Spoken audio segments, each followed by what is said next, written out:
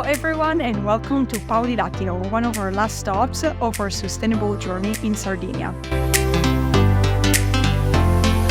We're here in Paulilatino just for one day. Paulilatino is a village in the center of Sardinia. We will take you to visit the city with us, the historic center, that mainly the Nuragic area, because Paulilatino has more than 100 Nuragic. Come with us to find what you can do, what you can see, where you must eat here in Paulilatino. So come with us in this sustainable journey. We started driving from Alghero, and before reaching the center of Paulilatino, we decided to stop and see the Nuragic Lugeras, one of the main Nuragic in the area. We finally got here at Nuragic Lugeras. Look at this. Now entering the Nuragic. It is one of the largest Nuragic on the Abbassanta plateau, easily found after a short road in the midst of green. Nuragic have always fascinated me, and having them in my region has aroused in me an even stronger desire to discover them. Inside, it's all connected. It is not well known why a Nuragic had more rooms, but it is known that perhaps it had more functions. People lived there and watched over the surrounding area. For example, internal stairs led to the top to better control the area from enemies' attacks. The view here overlooks the green, and I love it. Here, the most ancient person in the village used to live because he needed to control everything.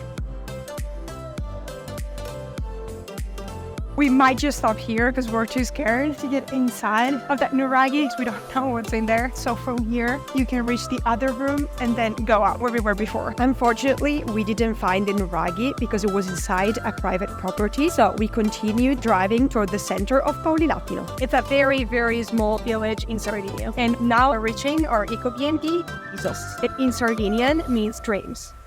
The Ecobnb we're staying in is the first 100% eco-sustainable historic house in Italy. As soon as you enter, you'll immediately smell the scent of home.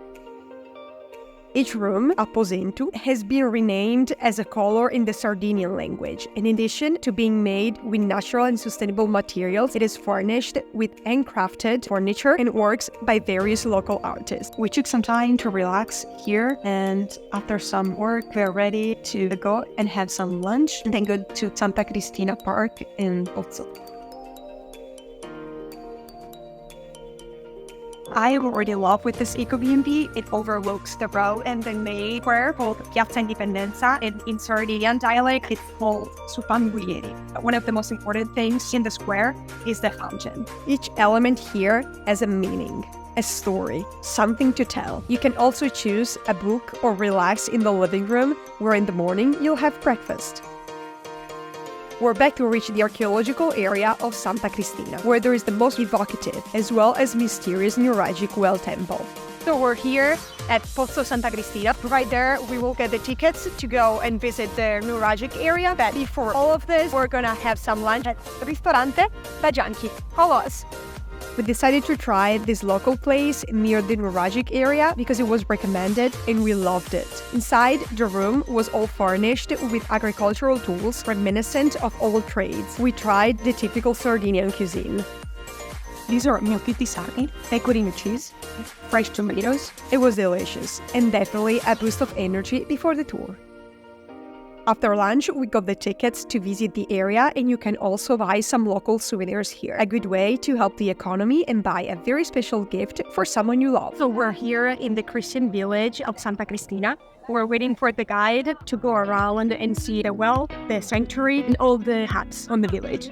First thing you see is this open house, a cumbesia, a small lodging for pilgrims and noverants, typical of some churches and rural shrines in Sardinia, where these people go when there are some local festivities.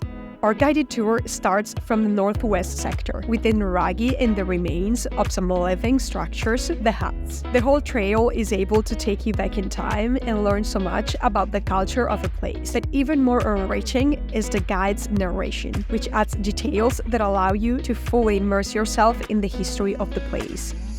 First, we had to visit the Nuragic, which with its majesty stands out from everything else.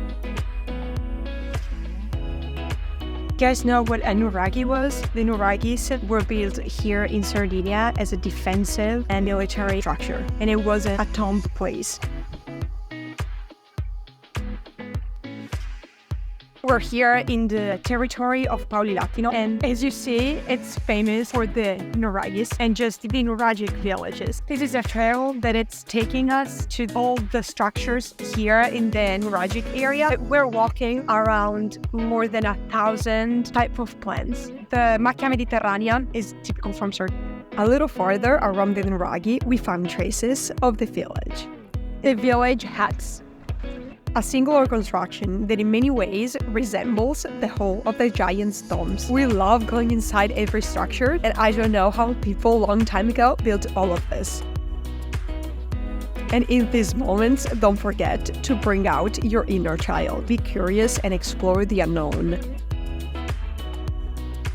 We're now going to visit the shrine of Santa Cristina. These trees just create a good shades when it's too hot. We're standing in front of the greatest Nuragic masterpiece, the Well of Santa Cristina. This is the most representative well temple on the island. Its construction is magnificent. The stair provided access to water that at various times of the year had an uneven level. Currently, the water has a constant level of 50 centimeters, so people can go inside all year round. You are literally here. Inside. This Nuragic shrine is one of the main attractions, but it's something that is very, very related to the territory. It's an archaeological beauty. We continue our walk in this archaeological area among the remains of some huts. Very useful for people to reconnect and to just talk. On the perimeter, you can sit and gather here around.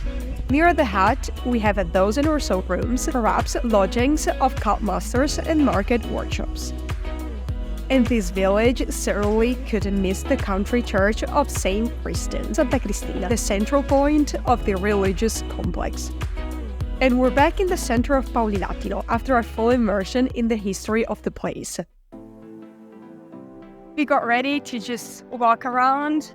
You can see our Ecobnb in front of the main square, Piazza Indipendenza, also called in Sardinian dialect, Supambulieri. And the main thing here in the square is a fountain called Zucantaruanni. One of the things in this fountain is that man pointing to the wellspring of Sabuburica. The historic center of Paulilatino is very, very small. Now we're heading to some churches. Right in the center of the village, the 16th century Paris church of St. Theodore stands in all its beauty, both outside and inside. And of course, I couldn't miss going inside and take a look.